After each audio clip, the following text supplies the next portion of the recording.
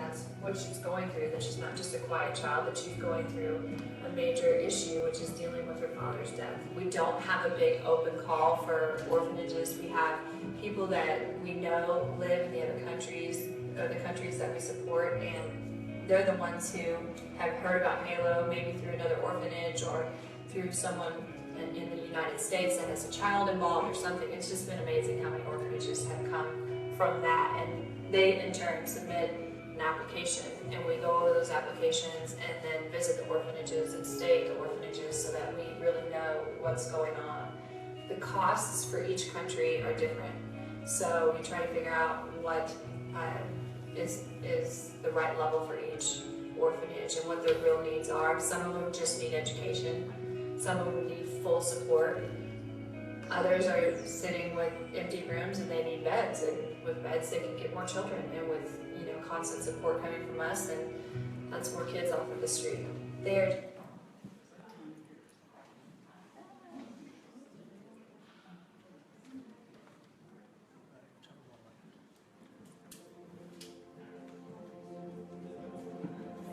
I have always felt called to do something with children. You spend part of your life searching for your purpose, and this is my purpose. The majority of the kids come from backgrounds that are just really terrible circumstances, drugs, abuse, and I just couldn't sleep at night knowing that that was going on. Being homeless, I would wish it on my worst enemy.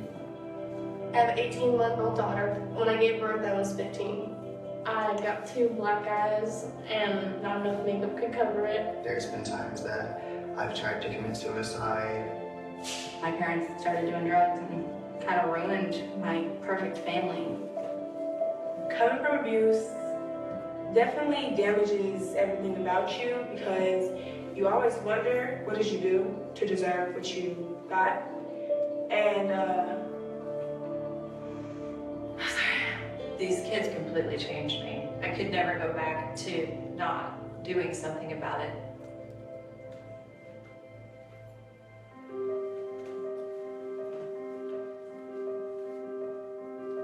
You go to a homeless shelter and you see those kids and you think there's no hope for them, but you take them out of that environment, bringing them to a space where they can feel safe and loved and nurtured, and they are just changed. When a child has been through something horrible in their past, it's important that they heal from that. And art plays a big role in that for us. I think that art can bring out a lot of emotion, so you could just like paint a picture, and all of that will be on the paper. And then if you share that with people, they will kind of understand the story. It helped me to feel normal again, instead of like a snail in its shell. We make that promise to be there, and they start to build that trust in us as we build the trust in them, just like a family should. I'm not as scared as I was when I first came to Halo. It kind of makes you feel like home when you come here, because they treat you like family. Is it possible for these kids to truly break the cycle from their past? Yes.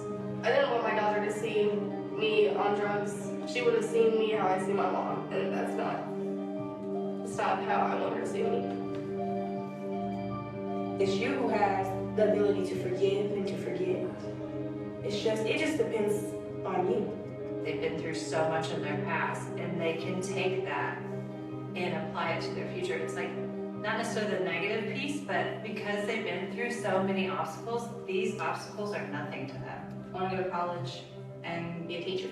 Maybe one day I'll see a kid like me walk through the door and I can help them. I'm going to try to get a job so I can save up money so I can pay for my college tuition. I'm starting college on Monday. Aim high, and if you make it, then it's better than you could have expected. If you miss it, then you're still doing good. So some people care about me now and are proud of me. It's like a feeling that I've never had. You give them a little faith, and they start to open up, and then you give them a lot of faith, and they just soar.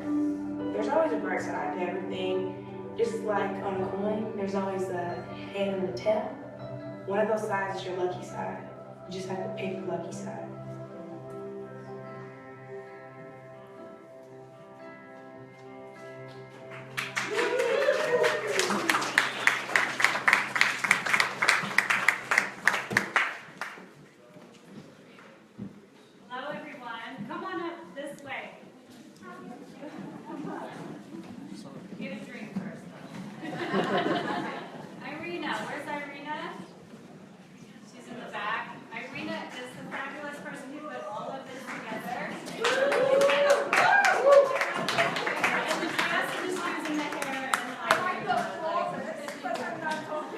won't talk tonight. But thank you, Irina. Irina found out about Halo and took it and just, am I yelling? I'm sorry. And took it and just decided to do something with it, which is what happens with Halo. It's you. It's our first ever volunteer ambassador who went to Africa for 2 years. 2, 3, almost 3. Yeah. Lived there, was a trailblazer, also a trailblazer. So thank you. And thank you to all the artists tonight who gave 100%. 100% of what you buy tonight goes to Halo. So let's give a big hand for that.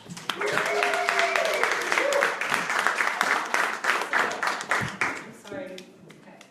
I want to tell you guys a story about the first time I went to an orphanage. It was in Honduras. And when I walked in the door, I was shocked. Obviously, the conditions were terrible. And these were kids who didn't have parents, which I was very young, and I couldn't even imagine what it's like to not have a mom and a dad to tuck you in at night, right? But what bothered me the most was that in every corner, there were kids sitting and rocking themselves, just to comfort themselves. And they wouldn't look you in the eye. They wouldn't talk to you. Nothing. And so I was maybe 21 at the time. I thought, you know, I'm going to do something with that. I'm going to hug them, because that's what we do, hug people. So I went and tried to hug them. They were like, don't even touch me, okay? So I was like, oh, what can we do here? I would bring books, and I would bring treats and food and all kinds of things to the orphanage to get the kids to open up, because the caretakers and the kids couldn't communicate. The caretakers had no idea what the kids had been through at all, right? So there was no way that healing could take place for them. They didn't want to talk about it. So I started thinking about my childhood. I grew up with 5 siblings, and artists were in my family. My Uncle Rob was an artist, my Aunt Vera was an artist, my mom and my dad were both artists. My mom would like get into a project, and our whole house would be a total disaster, and the like dishes overflowing, toys everywhere, laundry, whatever. And she'd be like, come here and get a paintbrush and let's create nice. And that's how I grew up. So I started thinking, okay, maybe like art, I'll try it. So I brought paint. There was one store in the town that had paintbrushes and paints. I brought paint and I brought paper, and I just sat down at a table and started painting. And a little girl sat next to me, and then another little boy, and another little boy, and then the whole table filled up with kids. All the kids in the orphanage, all the ones, the most difficult ones that were rocking themselves in the corners, the hardest, were sitting at the table painting. And the orphanage director and I were like, gosh, this is amazing. They've never tried this before. It was obvious that they had never painted, because at one point I brought like a Mickey Mouse coloring book that someone gave me at my time. And they colored outside of Mickey Mouse to not ruin the picture, right? So interesting to me. I'm like, oh yes, that makes sense. But it was weeks and weeks of them painting these pictures and processing through their past. So their stories would come out through their paintings. People who they knew cared for them. Their father was in prison. Their mother was killed. Now the orphanage directors had something to work with, right?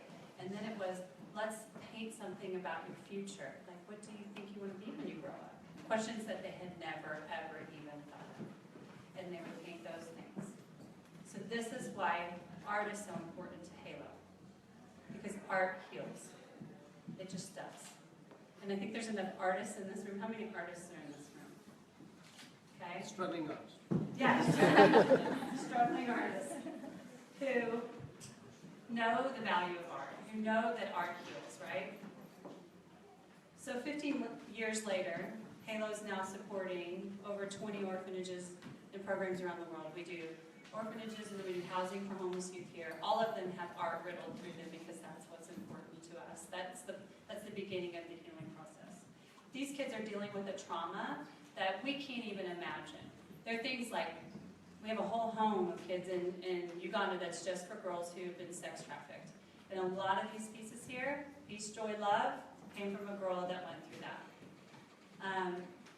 We have kids in Kansas City that bounce around from homeless shelter to homeless shelter because they can only keep them for 30 days, so they have no home.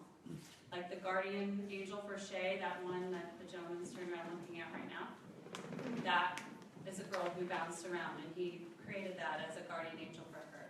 Or like this piece here that is from Miriam and Samuel, where I slept at that orphanage one night in Kenya, and they had just come in and they were very young, and they would sing a lullaby back and forth to each other in their tribal language. So both of their parents were killed in a tribal war, and they would sing a lullaby back and forth all night until they fell asleep, and then that piece was created for them. So each one of these pieces has that story. You just have to look at the booklet and find the artist. But I wanted to share one story tonight about Nathan. Nathan wrote about a time before he was with Halo. So I picture him on the street. So when you see a street child, it's a child who we've seen, probably you've all seen, maybe some of you have seen older kids who've been homeless, maybe in New York City. But when you see a street child that is an international child, they can be 2 years old. So I picture Nathan very young on the street with his feet usually have holes in their feet and just cuts everywhere. Their clothes are tattered, right? Nathan in this is not just hungry for food, but he was begging for his childhood. Time, come and open my eyes and let me see you. See me here, writing for you my time. Please don't forget my love for you my time. I'm really in need of you my time. Come and let me see you my time. Show me that new place full of joy. Nathan is pleading for his childhood. For just one day where he's not alone. And tonight exists for one reason. It's so that kids just like him, who are everywhere, who are struggling, like right now in this moment, like as we're all standing here, they're struggling. So that they can have the curious, lively childhood that we all probably have. We work one child at a time. We work so that one more child can have one more day where they're not alone. And that costs, on average, $4 a day. Okay? So tonight I have a goal. I want 100 Nathans. 100 Nathans to not have to spend their childhood on the streets. That's about how many of us are probably in here tonight, right? So if you think about it and put yourself in their shoes, like if each one of us were one of them, it makes you think, right? So when you check out tonight, when you buy your art, when you make a donation, I want you to take whatever number you can afford, obviously increase it with another 0 behind it, right?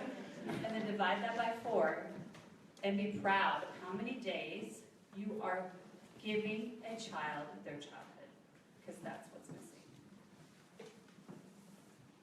The truth of the matter is these kids, they didn't choose to be homeless, they didn't choose to be abused, they didn't choose to be alone, right? They didn't have a choice, but we have a choice. We have a choice right now. And I say, we all help one more child not live another day